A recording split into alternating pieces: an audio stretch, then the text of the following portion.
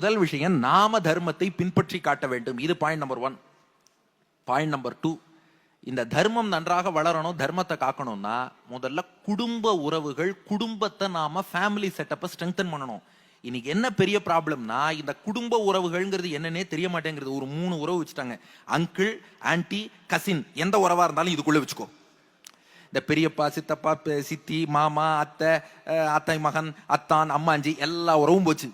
எங்களுக்கு தெரிஞ்சதெல்லாம் 3 வார்த்தை. ஒன்னு அங்கிள், இன்னொன்னு ஆன்டி, இன்னொன்னு கசின். அப்படி. ஆனா நம்ம தமிழ்ல ஒரு உறவுக்கும் காரணத்தோட தான் பேர் வச்சிருக்காங்க. காரணம் இல்லாம பேர் வைக்கல. தன் விந்தை தந்தவன் தந்தை, தந்தை தன் விந்தை தந்தவன் தந்தை, தாங்குபவள் தாய், ஆக்குபவள் அக்காள், ஆள்பவன் அண்ணன், தம் பின் பிறந்தவன் தம்பி, தன் கை போல் உதவுபவள் தங்கை, பேரை உடையவன் பேரன். தாத்தா பேரனுக்கு வச்சிருவாங்க. தன் விந்தை தந்தவன் தந்தை, தாங்குபவள் தாய், ஆக்குபவள் அக்காள், ஆள்பவன் அண்ணன், தம் பின் பிறந்தவன் தம்பி, தன் கை போல் உதவுபவள் தங்கை, பேரை உடையவன் பேரன். இப்படி இத்தனை உறவுகள் இருக்கு. நாம என்ன பண்ணிட்டோம்னா, இந்த உறவு என்ன, இதன் முக்கியத்துவம் என்னங்கிறதெல்லாம் மறந்துட்டோம். ஏன்னா சனாதன தர்மத்தை பரப்பக்கூடிய ஒரே இன்ஸ்டிடியூஷன் எது? குடும்பம். மற்ற மதங்களை பரப்புவதற்கு நிறைய இன்ஸ்டிடியூஷன் வச்சிருக்காங்க. நமக்கு ஒரே இன்ஸ்டிடியூஷன் எதுனா குடும்பம்ங்கிற இன்ஸ்டிடியூஷன் தான் சனாதன தர்மத்தை பரப்பும். இப்போ ஒன்றும் இல்லை. இப்போ நீங்க ஹிந்துன்னு சொல்லி ஒரு கோவிலுக்கு போறீங்க, நீங்க நெற்றியில திலகம் அணிஞ்சுக்கிறீங்க. இதுக்கு என்ன காரணம்னு நினைக்கிறீங்க? வெளியிலேருந்து யாரும் சொல்லிக் கொடுக்கல, உங்கள் பெற்றோர்கள் அதை பின்பற்றினார்கள், நீங்கள் பின்பற்றுகிறீர்கள். அப்போ குடும்பம்ங்கிற இன்ஸ்டிடியூஷன், ஃபேமிலி செட்டப், அதுதான் நம்முடைய தர்மத்தை கொண்டு போய் அடுத்த தலைமுறையில சேர்க்கும். இப்ப என்ன ப்ராப்ளம்னா, குடும்பம்ங்கிற செட்டப்பையே நாம மறந்துட்டோம். அப்பா ஒரு மாதிரி திங்க் பண்றார், அம்மா ஒரு மாதிரி திங்க் பண்றார், நான் ஒரு ரூட்ல போறேன், யார் எங்க இருக்கோன்னு. அதுவும் இந்த குறிப்பா இந்த செல்போன் ஒண்ணு வந்தது பாருங்க. இந்த லேண்ட்லைன் போன் இருந்த வரைக்கும் அதுல மணி அடிச்சதுன்னா எல்லாரும் போனை நோக்கி ஓடி வருவாங்க. செல்போன் வந்ததுக்கு அப்புறம் செல்போன் மணி அடிச்சா அப்பா வாசலுக்கு ஓடுறாரு, அம்மா கிச்சனுக்கு ஓடுறாங்க, பொண்ணு பெட்ரூம் ஓடுறா, பையன் மாடிக்கு ஓடுறான், அவன் ஓடுறான். இது தனித்தனியா குடும்பத்தை 4 பேர் சேர்ந்து உட்கார்ந்து இருக்கோம். குடும்பத்துல 4 பேரும் அவங்களுக்குள்ள பேசுறது இல்ல, தனித்தனியா செல்போன்ல பேசிக்கிறாங்க. அப்போ இது போன்ற நிலைமைகள் என்ன ஆகுதுன்னா, நம்ம ஒரு ஃபேமிலி செட்டப்னா என்ன, அந்த விஷயத்தையே மறந்துடுறோம். நம்ம சனாதன தர்மம் குடும்பத்துக்கு அவ்வளவு முக்கியத்துவம் கொடுத்திருக்கு. குடும்ப உறவுகளை பேண வேண்டும்ங்கிறத காட்டுறது. இப்ப பாருங்க, ஒண்ணும் இல்ல, இப்ப வீட்டுல ஒரு விழான்னா முதல் சீர் எங்கேருந்து வரணும்னா, தாய் மாமனிடம் இருந்து சீர் வர வேண்டும். ஒரு கல்யாணத்துல பொறியிடணும்னா மணமகளுடைய சகோதரன் மைத்துனன் யாரோ அவன் வந்து பொறியிடணும். இத ஒன்னொன்னும் இந்தந்த உறவு இதை இன்னன்னார் பண்ணணும்னு அந்த உறவுக்கு நாம முக்கியத்துவம் கொடுத்திருக்கோம். பொண்ணுக்கு கல்யாணத்துல கூறப்புடவையும் மாலையும் யாருன்னா நாத்தனார் வந்து அணிவிக்க வேண்டும். அப்ப அந்த ஓரொரு உறவுக்கும் ஒரு ஸ்தானத்தை கொடுப்பது இந்த தர்மம். அந்த குடும்ப செட்டப்பை நாம மறக்காம சரியாக உறவுகளை பேணி பின்பற்றுவதுங்கிறது இந்த தர்மத்தை வளர்ப்பதற்கு 2வது வழி உண்டு. நாம பின்பற்றுவது இது நமக்கு இல்லை. நமக்கு தான் நேரம் இருக்கு. இப்ப 7 மணி தானே இருக்கு, 15 நிமிஷம் இருக்கு. அதனால 2வது விஷயம், குடும்ப உறவுகளை நன்றாக பேணுவது. 3வது, எதுக்கு இதை முக்கியமா சொல்றேன்னா, நம்ம வெளியில எல்லாரும் போய் சனாதன தர்மத்தில் எல்லோரும் இணைய வேண்டும், குடும்பமே ஒத்துமையா இல்லையே. அதனால முதல்ல அவர் குடும்பங்கள் இணைய வேண்டும், அதுக்கப்புறம் சனாதன தர்மத்திலே இணைய வேண்டும். இது பாயிண்ட் நம்பர் 2. பாயிண்ட் நம்பர் 3, நம்ம குழந்தைகளுக்கு நம்ம தர்மத்தின் பெருமையை எடுத்து சொல்லணும். ஏன்னா அவர்களுக்கு இது என்னன்னு தெரிய மாட்டேங்கிறது. அவங்க ஸ்கூல்ல போய் படிச்சா, அது மெக்கோலே சிஸ்டம் ஆஃப் எஜுகேஷன்ல போய் படிச்சுட்டு வரான். அவன் இங்க வந்து 4 கேள்வி கேட்கிறான். என்ன நீங்க ராமாயணம் இப்படி சொல்றீங்களே, இந்த ராமாயணத்துல என்ன இருக்கு? ராமாயணத்துல என்ன இருக்குன்னா, சங்கல்ப சூரியோதயம்ங்கிற காவியத்துல சுவாமி வேதாந்த தேசிகன் சொல்றார், பெரிய வாழ்க்கை பாடம் ராமாயணத்துல இருக்கு.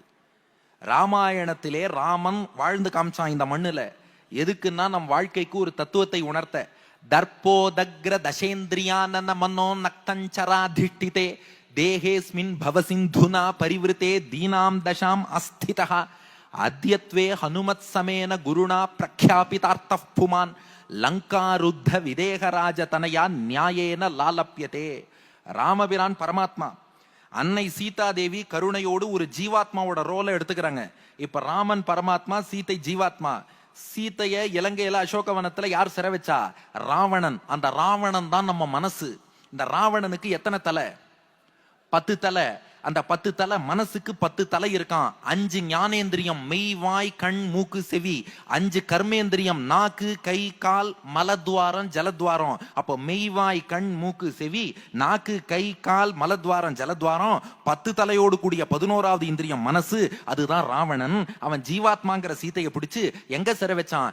இலங்கையில, கடல் சூழ்ந்த இலங்கையில. அதுதான் பிறவி பெருங்கடல் என்பதுதான் கடல் சூழ்ந்த இலங்கை. அதுல எங்க சிறை வச்சான்னா, அசோகவனத்தில் சிறை வச்சான். அசோகவனத்துக்கு 9 வாசல், நம்ம உடம்புக்கும் 9 வாசல். இந்த உடம்புங்கிற அசோகவனத்துல பிறவிப்பிணிங்கிற இலங்கையில ராவணன்கிற மனசு ஜீவாத்மாங்கிற சீதையை சிற வைக்கிறான். இந்த மனசை 3 குணங்கள் பாதிக்கும். அமைதியான சத்துவகுணம், ஆக்ரோஷமான ரஜோகுணம், அறியாமை தூக்கமாகிய தமோகுணம்.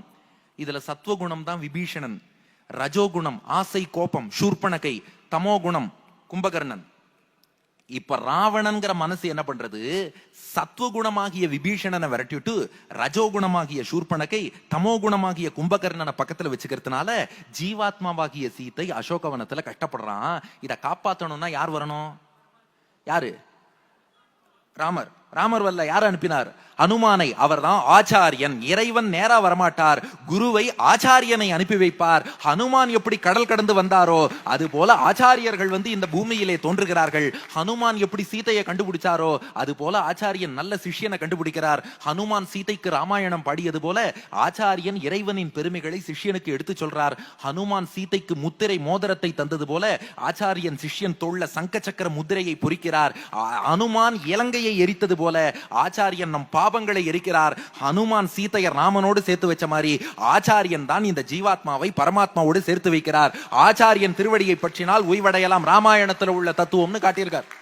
அதனால இதையும் நாம இளைஞர்களுக்கு சொல்லணும். அப்போ ராமாயணம்ங்கிறது என்னைக்கோ ராமன் வாழ்ந்துட்டு போனது மட்டும் இல்ல, நீ இன்னைக்கு ஒரு ஆச்சாரியனை பற்றி உய்வடையலாம் என்று ஒவ்வொருவருக்கும் வாழ்வுக்கு வழிகாட்டுவதற்காக பகவான் ராமன் இப்படி இந்த பூமியிலே வாழ்ந்தான் என்ற விஷயத்தை நம்ம சொல்லணும். அது மட்டும் இல்ல, நம்ம கிட்ட இல்லாத சயின்ஸா, இந்த சுவிட்சர்லாந்துல CERN இருக்கு, central European nuclear research station ஒன்று வச்சிருக்காங்க ஜெனீவா. நானும் போயிட்டு வந்தாங்க, உபன்யாசத்துக்காக போனேன், இப்போ போய் பார்த்தேன். CERN ஒரு இடம். அங்க என்ன பண்றாங்கன்னா இந்த மைக்ரோ பார்ட்டிகிள்ஸ் பத்தி ஆராய்ச்சி. அதாவது மைக்ரோ பார்ட்டிகிள்ஸ், அதாவது நம்ம புரோட்டான் எலக்ட்ரான் நியூட்ரான்லாம் சொல்றோம் இல்லையா, அதை விட இன்னும் சின்ன பார்ட்டிகிள், அதெல்லாம் வச்சு ஆராய்ச்சி பண்ணி சயின்டிஸ்ட் சார்லாம் இருக்காரு, எல்லாம் ரசிப்பார் அந்த பாயிண்ட். அதெல்லாம் அந்த பாயிண்ட்ஸ் எல்லாம் பார்ட்டிகிள் பிசிக்ஸ்னு சொல்லி அந்த பாயிண்ட் எல்லாம் வச்சு அந்த பார்ட்டிகிள் எல்லாத்தையும் ஒன்னோட ஒன்று மோத விட்டு இதெல்லாம் பத்தி ஆராய்ச்சி பண்றாங்க. வாசல்ல என்ன சிலை வச்சா பொருத்தமா இருக்கும்? Isaac Newton, Albert Einstein, mister Anand Ranganathan, இது போல யாரோட ஸ்டாச்சு அங்க வைக்கலாம்? இல்ல கிரேட் சயின்டிஸ்ட் ஸ்டாச்சு வைக்கணும். சிதம்பரம் நடராஜர் சிலை வச்சிருக்கான் இங்க சுவிட்சர்லாந்துல, மைக்ரோ பார்ட்டிகிள்ஸ் பத்தி ஆராய்ச்சி பண்ற இடத்துல நடராஜர் சிலை வச்சிருக்கான். இதுக்கும் அதுக்கு என்னப்பா சம்பந்தம் அப்படின்னு கேட்டா அங்க ஒரு தியரி சொல்றான். என்னன்னா, அந்த நடராஜர் கையில ஒரு கையில பார்த்தா உடுக்கை வச்சிருக்காரு, இன்னொரு கையில பார்த்தா நெருப்பு வச்சிருக்காரு. இந்த உடுக்கை சவுண்ட் இருக்கே அது பார்ட்டிகிள்லாம் உருவாவதை குறிக்கிறது. இந்த பக்கம் நெருப்பு இருக்கிறதே அது அந்த பார்ட்டிகிள் அழிவதை குறிக்கிறது. இவன் என்ன ஆராய்ச்சி பண்ணியிருக்கான்னா, number of particles created is exactly equal to number of particles destroyed. எவ்வளவு பொருள் உருவாகிறதோ அதே அளவு பார்ட்டிகிள் அழிந்து போறது. நடராஜர் கையில உடுக்கை எந்த லெவல்ல ரைட் சைடு இருக்கோ இந்த பக்கம் நெருப்பும் அதே லெவல்ல இருக்கு. கிரியேஷன் டெஸ்ட்ரக்ஷனுக்குள்ள பேலன்ஸ் இருக்குன்னு காட்டுறது. சரிப்பா, நடுவில் அந்த பார்ட்டிகிள்லாம் மூவ் ஆறுது இல்லையா, அந்த மூவ்மெண்ட் பார்த்தா ரிதமிக்கா இருக்கான், ஒரு ரிதமோட போறதான். ரிதமோட எது இருக்கும்னா டான்ஸ் தான் இருக்கும். அதனால அந்த பார்ட்டிகிள் மூவ்மெண்ட் ரிதம் தான். நடராஜர் டான்ஸ்னு ஆடுறார். அப்போ பார்ட்டிகிள் பிசிக்ஸை கண்முன்னே காட்டக்கூடிய வடிவம் எதுனா சிதம்பரம் நடராஜர்னு நான் சொல்லல. த டாவோ ஆஃப் பிசிக்ஸ்னு ஒரு புக்ல எழுதி வச்சிருக்கான் ஃப்ரிட்ஜ் ஆஃப் கேப்ரா என்பவர். டாவோ ஆஃப் பிசிக்ஸ்ங்கிற புக்ல, என்ன தமிழ்ல சொன்னா ஒத்துக்க மாட்டேங்கிறாங்க சார், ஆங்கிலத்தில் எழுதி வச்சிருக்காரு சார், நம்புங்க சார். ஆகையினால இதெல்லாம் நாம இளைஞர்களுக்கு சொல்லணும். இது பாயிண்ட் நம்பர் 2. இது பாயிண்ட் நம்பர் 3. இப்போ பாயிண்ட் நம்பர் 4க்கு வருவோம்.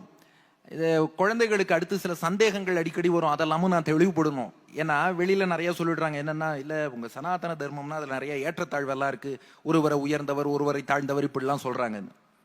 சனாதன தர்மத்தில் யாரும் உயர்ந்தவர் தாழ்ந்தவர்னு கிடையாது, அத்தனை பேரும் ஒண்ணுதான். வசுதைவ குடும்பகம்னு உலகத்தில் உள்ள அத்தனை பேரும் ஒரே குடும்பம் தான்.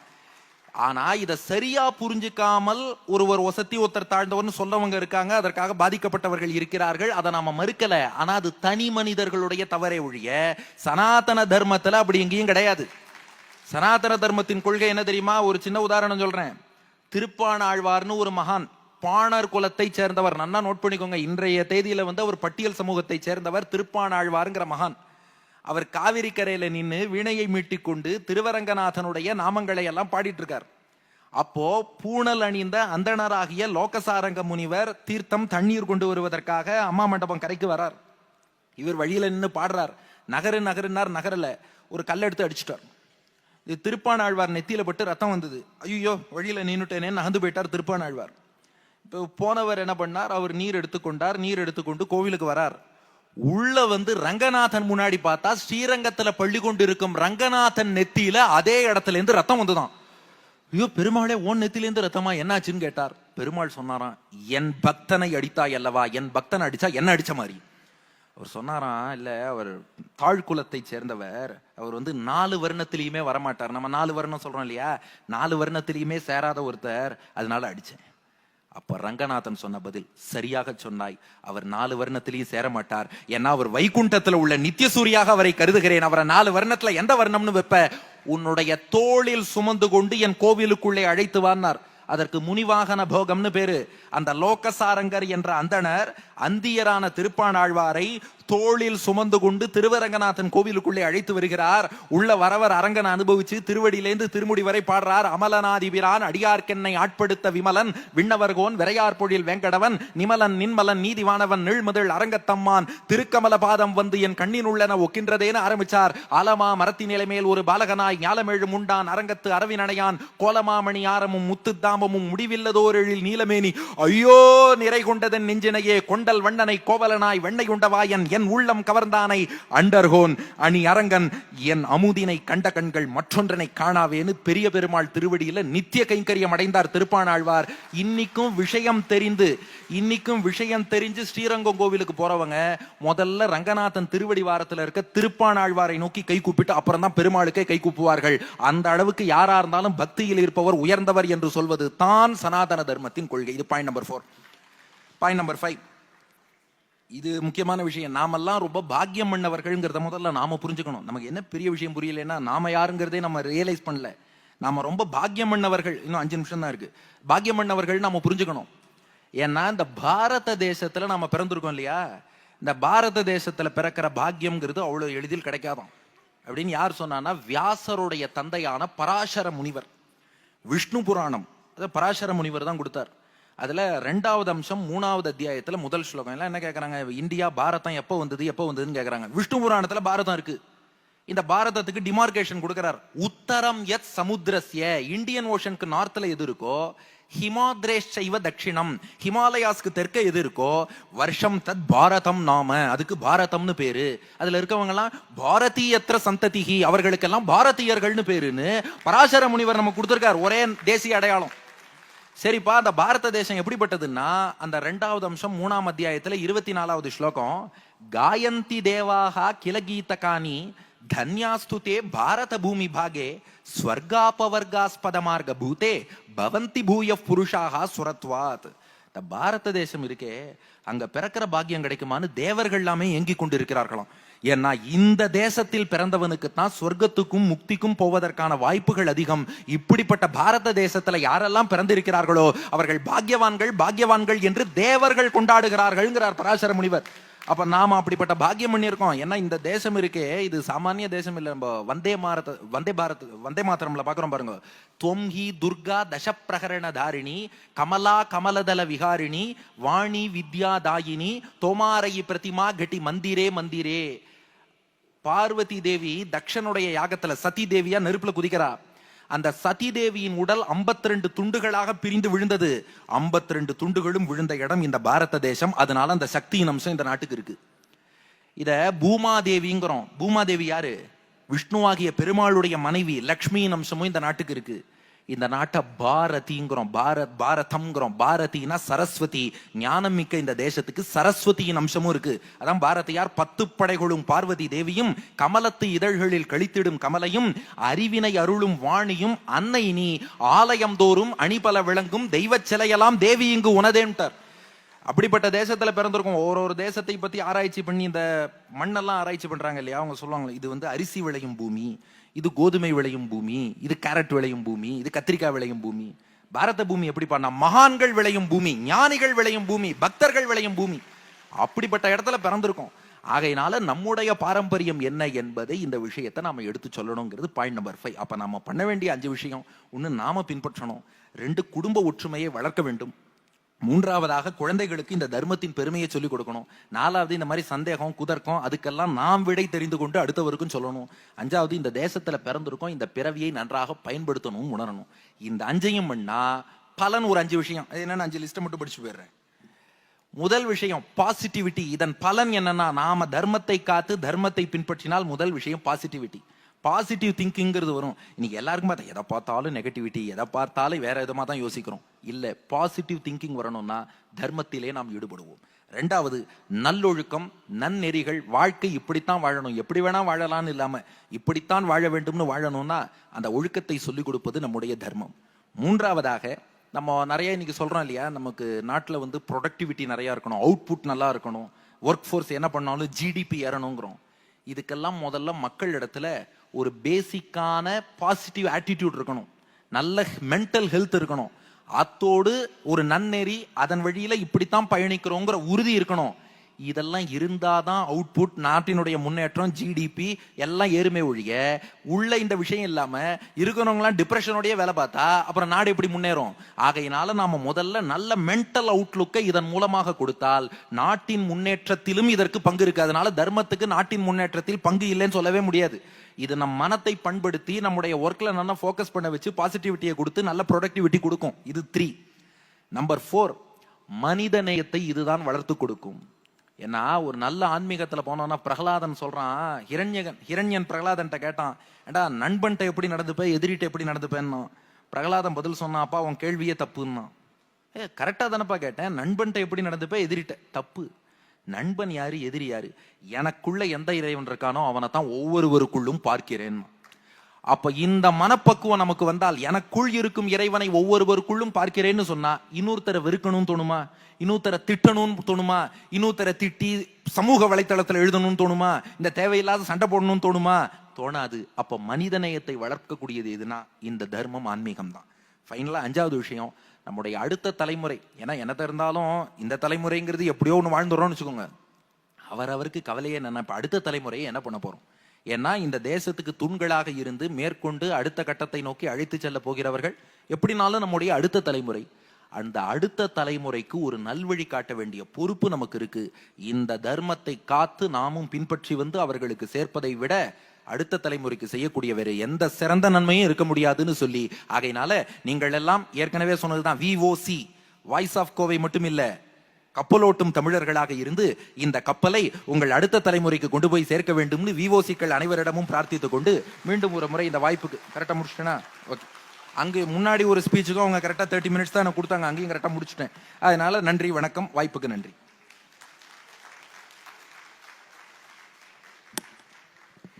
பாரத பூமி பழம்பெரும் பூமி, நீரதன் புதல்வர் இன் நினைவகற்றாதீர் அப்படின்னு பாரதி சொன்னதை நமக்கு ரொம்ப அழகா ஆணித்தரமா சொன்ன டாக்டர் ரூவே வெங்கடேஷ் அவர்களுக்கு நன்றி தெரிவிக்க